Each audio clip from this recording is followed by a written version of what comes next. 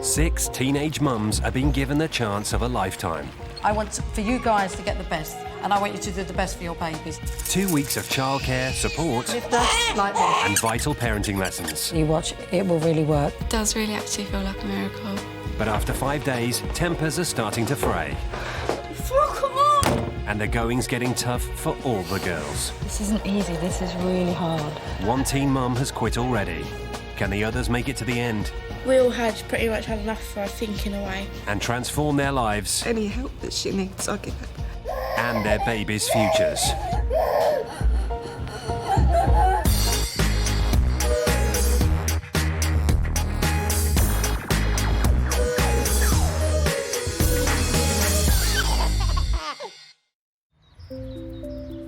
The teen mums have been at Rutland Tower for almost a week. Much has been learned and many improvements made, but the baby's diet is one issue still to be challenged. My baby weighs 25 pounds. Does she? Hey, funny Fanny.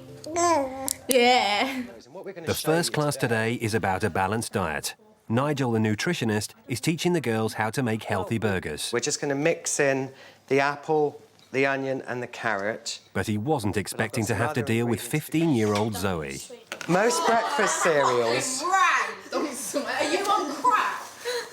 I will be by the time I'm finished with you, I should imagine. Oh, that's fucking disgusting. Since she first arrived, Zoe's been a lively but disruptive presence in the house. Teenagers need more sleep. The situation has changed. You've had a baby. I think the routine in here is quite pathetic. Oh, this is a piss take. They look like they've been eaten and thrown back up again. Don't put it in front of me. No chance, I suppose. Zoe was placed into care by her mother at 13. She was diagnosed with ADHD, attention deficit hyperactivity disorder with Asperger's. At 14, she was pregnant with Courtney. Yeah, open wide. Good girl. Her mum felt she'd benefit from this experience. She is one of the toughest girls here, or she thinks she's tough. She's indicated to me that she wants help with getting rid of the dummy. Good girl. She thinks that I'm just going to take the dummy out and throw it in the bin, and Courtney's going to be a happy child. That is not going to be the case. Zoe's been putting 13-month-old Courtney to bed at 9:30. The nannies believe she should be in bed by 7. Susie's hoping to tackle this issue as well as weaning Courtney off the dummy. One of the issues you brought up was the dummy, do you remember? Yes. Is that one of your main issues? Is that one of your main issues? I hate it. If we did remove the dummy, if that's what you want, then you have to be prepared to put her to bed early because of the implications of that she's going to cry. And I'll if put her to bed about 8 o'clock, but I just don't really want it no earlier than that. Why not earlier than that? Because I don't want to have to get up. I know what you said the other day about how, like, if I'm tired, I just have to deal with it. But I can get really grumpy when I'm tired and I don't want to be grumpy. If the mum's grumpy, it's something mums have to deal with. It's what they call as part of I know what you're saying, but it's part of responsibility of being a mum. Yeah. It's going to be a bit of an upset tonight. She may go to, she will go to bed at 8, but she may be up till about 10 because she wants that dummy. Are you prepared to do that bit of controlled crying? Yeah. Yeah? I was concerned about the time scale that Courtney was going to bed, but I knew if I concentrated on the dummy and did the controlled crying with the dummy, then I knew the only way that could happen was by putting Courtney to bed early. Where's the flowers, Courtney? Where? So she's prepared, but it'd be interesting to see how it pans out this evening. Tomorrow is Parents' Day, an important milestone in the girls' time at Rutland Tower. It's an opportunity for them to show how much they've learned. You can literally time the babies around that routine. It'll also be a chance to confront key issues and problems with their parents. Most problems between parents and teenagers is a breakdown in communication. The teenagers no longer know how to talk to their parents and their parents don't know how to talk to them. Rachel's encouraging the girls to express their unspoken feelings in a letter. How would you feel tomorrow about reading out your letter? I wouldn't do it, I'd be too embarrassed. Why? I don't know, I just feel strange reading it out to her. I'd rather just pass it to her and let her read it. Zoe? Yeah. I drew a pretty little flower. You've drawn a picture for your mum? No, I drew it for me because I was bored. Zoe seemed to really struggle with it. She didn't seem to understand why it was I wanted her to write it, and actually wasn't even willing to listen to my explanation. So you didn't want to write a letter to your mum? There's nothing I have to say to her. Okay. Kelly really struggled, and I think she struggled most. Tell me why you didn't write anything at all. Because I didn't know what to say. What did you write at the top of your paper? To Mum and Dad. To Mum and Dad. And then you got stuck. Yeah. I think for Kelly, she's just got so much to say to her mum and dad that she genuinely didn't know where to begin. Kelly's the only girl whose parents won't be coming tomorrow. She's talked to Rachel about some of the problems she and her mum have been having. Tell me what it's like at the moment. I just want my mum to accept that she's not Holly's mum, that I'm Holly's mum. She's my mum, but I'm Holly's mum. Like, if the bottle's not ready on time, Holly's crying and my mum will just sit there and say, "Oh, you're starving this little girl." And it's like just like saying that I'm crap mummy. It hurts. It's horrible. It's all right. I'm going to show you how to do it differently. She's getting something wrong here with you. And the only person who can teach her is you. You might never have been a mum before, but she's never been a grandmother before. She needs you to teach her. How about this? Mum, I know I get it wrong sometimes. I've never done this before. I'm doing my best. But when you look at me like that, you make me feel like shit. You just need to hold each other's hands and know that you're learning.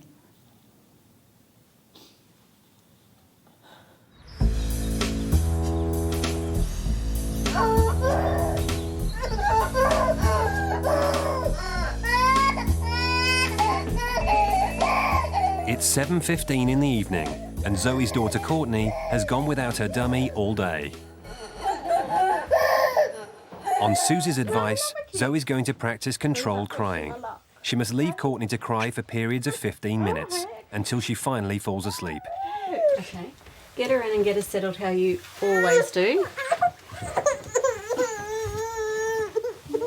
Hi. All right. Okay. Now we're going to leave her be. All right, let's go. Love you, baby.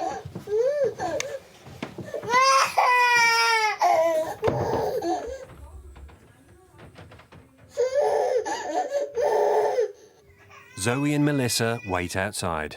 Oh, my little girl.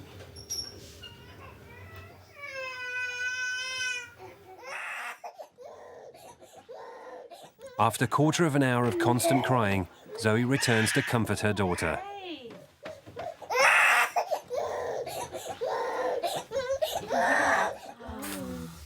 Little Miss Little. After a couple of minutes of reassurance and a cuddle, she must now leave Courtney for a further 20 minutes. I love you, baby.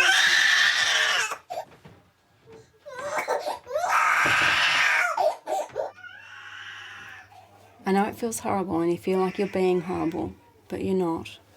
No, you And it are. will get and it will get better. You're just a horrible bully, and I'm going to tell my baby that. Okay. Finally, silence. It's taken Zoe nearly an hour to get Courtney to sleep without a dummy.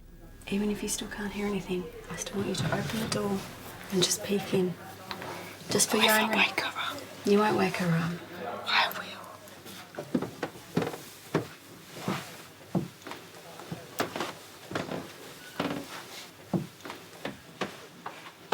She's asleep. Okay, that's great. Baby's asleep. Okay, great. That's great. All right, shut the door. Shut the door. After another 20 minutes, Courtney eventually falls asleep without her dummy, for the first time ever. What is the time? 8:30. That's not that bad. So you've done really well. Done well. Well done, yeah, you've done very well. I always do well.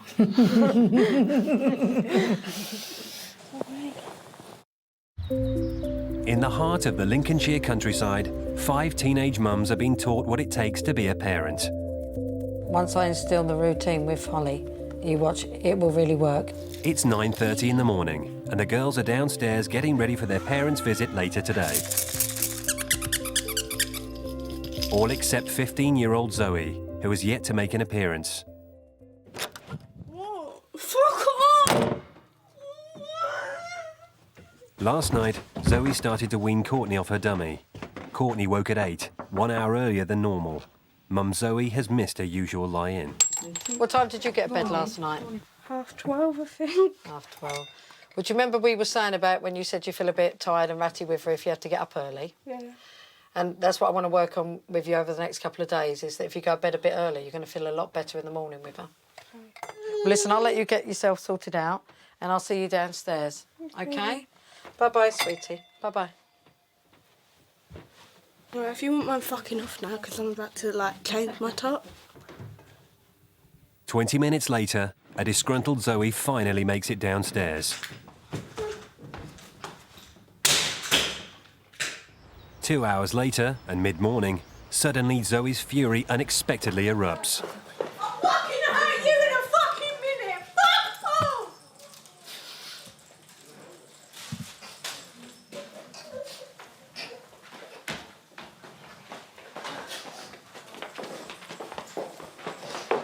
Away from the cameras, Susie had just seen Zoe handling Courtney roughly and told her off. Fuck off with that fucking thing, otherwise I'm gonna grab it and throw it on the fucking floor. Baby Courtney was eating chocolate. She'd got it on her hands and was just about to touch her mum's jeans. I was with Holly on the changing mat, and then I just heard, "Oh, for God's sake!" And next minute, I turned round and I saw her picking Courtney up like a piece of rag dolly and slamming her down on her lap. And I said, "Don't you dare let me see you do that." I said, "You could hurt her." Of course, I got all the abuse, have off, shut your face, I'll eat you. It was scary the way she was talking to Susie as well. Yeah, it was proper scary. She was just going mental. Zoe, it's Melissa. Can I come in? I'm coming in. Coming in, okay? I'm quite concerned for the way she handled the child, as if she was just like a sack of potatoes, picked it up and dumped it down, and it's quite frightening to see that. Are you okay? Yeah. What happened? Nothing. Do you want me to take Courtney for a bit and give you some space? Capable of looking over after my own daughter. That's not what I was implying at all, Zoe. I know you can look after your daughter. I was just meaning if you wanted some time out for yourself, that you just wanted to relax. I'm going to leave you sit here, okay? My little one.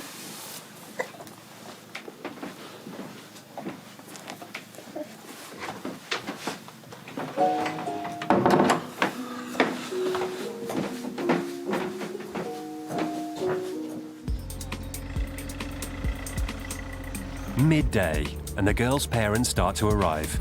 Today's a chance for them to see how their children and grandchildren have progressed. Oh, don't let them get to you. Isn't it gorgeous? It is, isn't it? But Kelly's mum, who has to work, can't come. Where's Millie? Where's Millie? I want to see my daughter. Yeah, I was next to my niece. 15-year-old Aaron is fitting in the visit to Kerry and his daughter Millie between revising for his GCSEs. When Kerry was pregnant, she moved out of home and into a mother and baby unit, a decision she quickly regretted. But her old room was given to one of her sisters, and the family have decided there's no going back.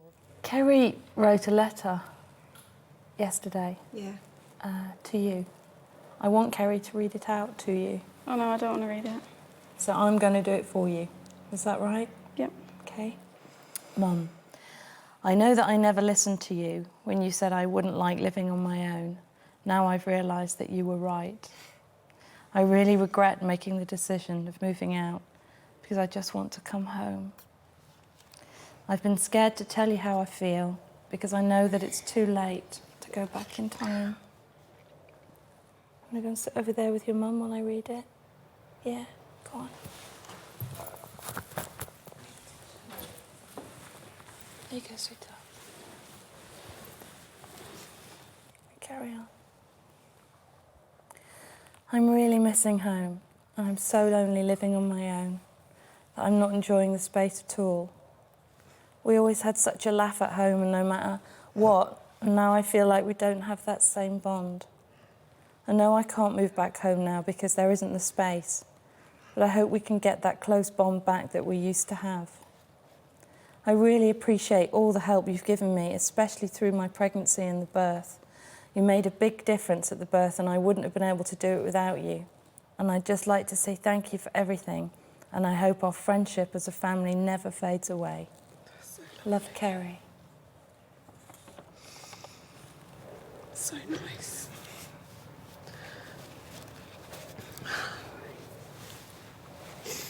I wish you could come back as well. You just can't. I know that coming back isn't an option, but there's something between what's happening right now and coming back. There could possibly be times when you went home more often for tea, for example. Yeah. Things like that. Maybe the odd evening. I just feel bad enough that she can't come home, so any help that she needs, I'll give her. You look like you're being really guilty. I do. It's not your fault, it was my choice. Oh. All right. I tried so hard to stop her moving out, but she was adamant that she wanted to go and do it on her own. And you have to let them do what they want to do. Kerry and her mother agree they will see each other at least twice a week. Zoe's mum is last to arrive. Hi, how are you? Come in. I'm fine, thank you. Tina, isn't it? It is. Melissa, really nice to meet Melissa. you. Looking forward to this. Yes, I'm not sure I am now. Upstairs, Zoe's still in her room. Zoe, it's Melissa again. And I have your mum. Yes, she's here.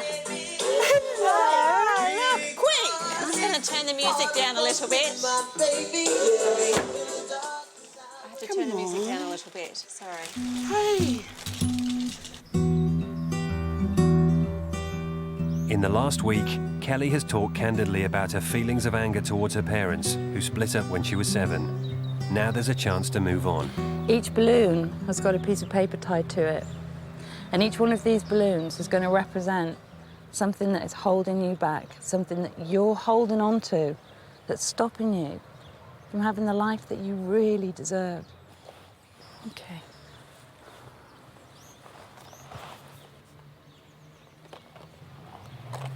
I'm giving my dad for leaving. That was really brave, writing that one down. Well done.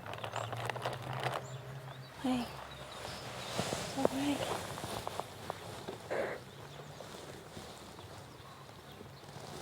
Turning it around. It's hurting you.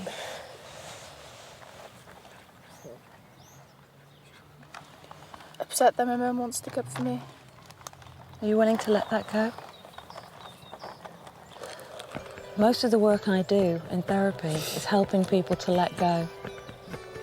This isn't easy, this is really hard. When you're absolutely ready to let go, when you've made that decision, just cut the string.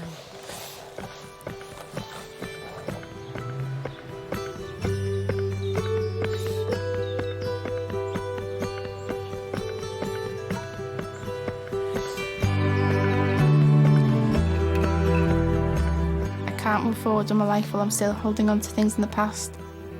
Now I feel like I've got rid of some of that. It just feels I'm going to be able to do it.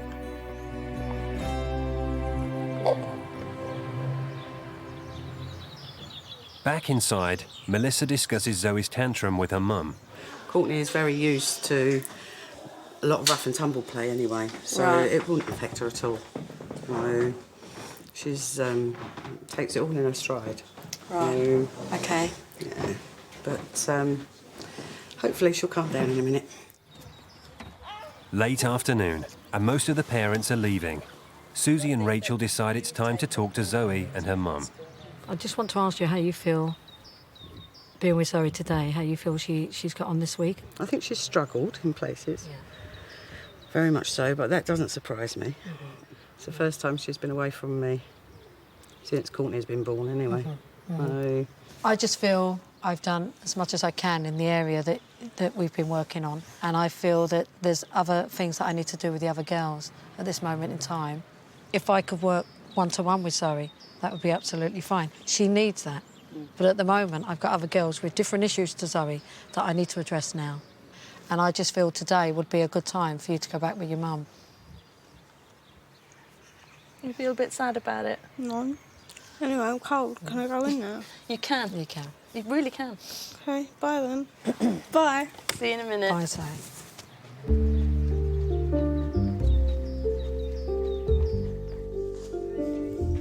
I haven't learnt anything because no one's taught me anything. I wanted to learn. I wouldn't have come here otherwise, would I? Bye. Who wants to give my baby a kiss then? I'm a fucking great mum. Courtney's happy, that's all that matters. Bye, Zoe. Take care. We all had pretty much had enough for her thinking away because she was a bit full on. Bye. I'm like Marmite, you either love me or you hate me.